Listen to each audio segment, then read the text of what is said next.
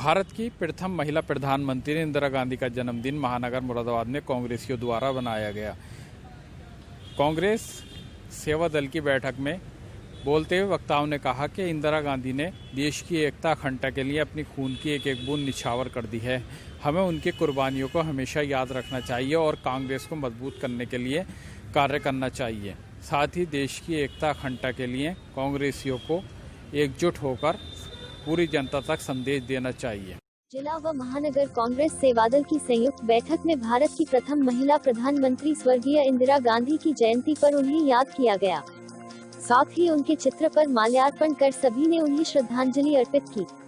महानगर के आदर्श नगर वार्ड 2 में एआईसीसी सदस्य शिवराज गुर्जर के निवास स्थान पर आयोजित हुई विचार गोष्ठी में बोलते हुए वक्ताओं ने कहा कि इंदिरा गांधी ने देश के लिए अपना संपूर्ण जीवन समर्पित कर दिया और देश के लिए अपने प्राण निछावर कर दिए। उन्होंने हमेशा सांप्रदायिकता के खिलाफ लड़ाई लड़ी और देश की एकता अखंडता के लिए उन्होंने हमेशा कार्य किया। आज हम सब उनकी जयंती पर शपथ लेते हैं कि देश की अखंडता एकता के लिए एकजुट होकर सभी कांग्रेसी कार्य करेंगे और जन जन तक कांग्रेस की नीतियों को पहुंचाएंगे। बैठक में बोलते हुए वक्ताओं ने कहा कि आज स्वर्गीय इंदिरा गांधी हमारे बीच नहीं है, लेकिन उनकी छवि को हम अपनी प्रिय नेता प्रियंका गांधी में देखते हैं। हम संकल्प लेते हैं कि कांग्रेस की नीतियों को जन जन तक पहुंचाने के लिए सदैव तत्पर रहेंगे।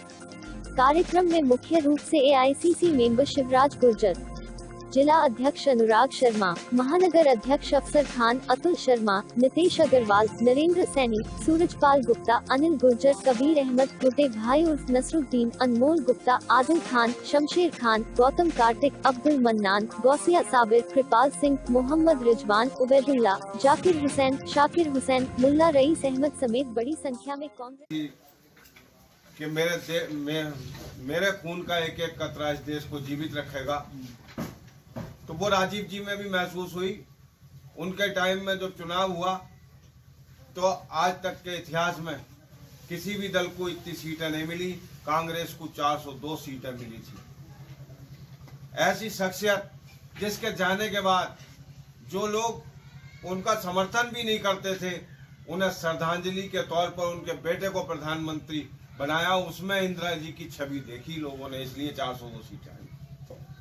परंतु साथियों, ऐसा नहीं है कि उनका वो शब्द जो आखिरी भाषण था, उनके खून का एक एक कतरा इस देश को जीवित रखेगा, उसके बाद का इतिहास उठा के देखो। उनके जाने के बाद राजीव जी के बाद 9 साल तक सोनिया जी के लोग पूरे देश के इकट्ठे हो के कहते रहे कि आप आइए, लेकिन जो पार्टी उन्हें विदेशी कहती थी, उस महिला ने ये दिखा दिया कि एक विधवा नारी को क्या क्या संयम बरतना चाहिए और किस तरकीब से करना चाहिए। उन्होंने राजनीतिक जल्दबाजी को मना कर दिया, लेकिन जब हम लोग नहीं माने तब वो कांग्रेस को बचाने के लिए अध्यक्ष बनी थी। तो ये भी उनके ही खून का कतरा, क्योंकि उनके बेटे की बहू थी। उसके बाद आज राहुल गांधी हमारे यहाँ काम कर रहे हैं, बहुत अच्छा काम कर रहे हैं। मैं इसलिए नहीं कि हम कांग्रेस के लोग हैं।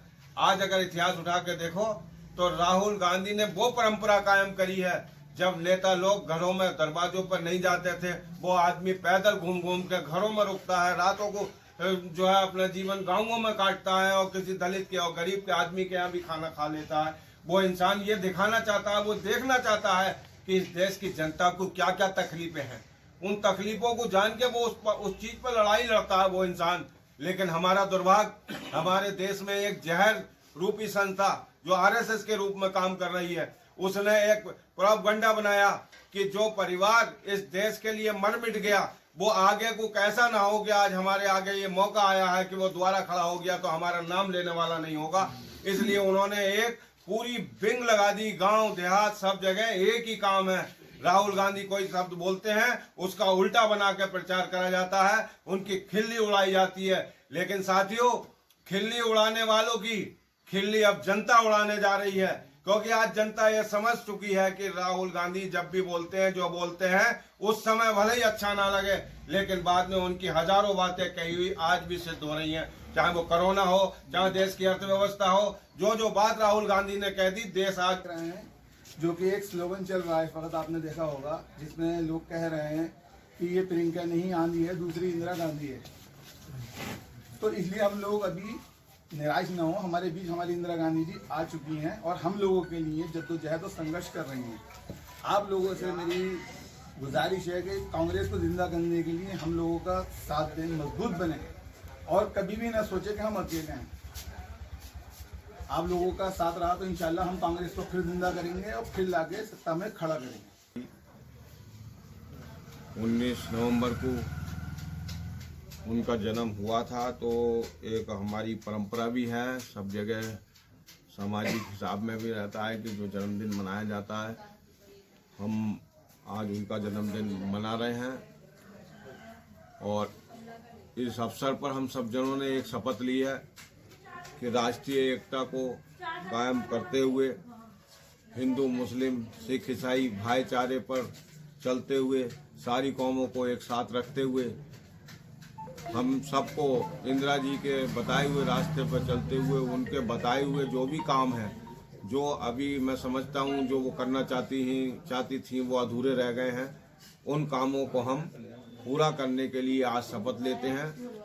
और हम सांप्रदायिकता का जो जहर है, उस सांप्रदायिकता के जहर को धोने के लिए कांग्रेस सेवा दल का एक एक कार्यकर्ता काम करेगा। और जब तक इस देश से ये अलगाववाद का जहर खत्म नहीं हो जाता है, हम कांग्रेस के कार्यकर्ता चैन से नहीं बैठेंगे। इन्हीं शब्दों के साथ मैं अपनी नेता को एक बार फिर याद करते हुए उनके जन्म दिवस पर ये शपथ और ये प्रण लेता हूं कि हम उनके बताए हुए मार्ग का पालन करते हुए कांग्रेस पार्टी को और इस देश को पूर्व प्रधानमंत्री आयरन लेडी स्वर्गीय इंदिरा गांधी जी की 103वीं जयंती के मौके पर सेवा दल के जिलाध्यक्ष अनुराग शर्मा जी ने बहुत अच्छा प्रोग्राम वार्ड 2 आदर्श कॉलोनी में किया है। मैं सभी सेवा दल के कार्यकर्ताओं का धन्यवाद और मुबारकबाद देना चाहता हूं और उनसे शर्मा जी से आशा करता हूं कि इसी तरीके से कहीं ना कहीं जगह बदल के प्रोग्राम करते रहें और कांग्रेस की नीतियों को जन जन तक पहुंचाते रहें। और मेरा अपने तरफ से विचार है, जो आयरन लेडीज इंदिरा गांधी थी, जो उनके अधूरे काम रह गए हैं, उन्होंने बहुत काम किए और हम उनके बताए हुए रास्ते पर चलते रहे और इसी तरीके से कांग्रेस देश और कांग्रेस हमारी तरक्की करते रहे। जय हिंद, जय भारत, जय कांग्रेस।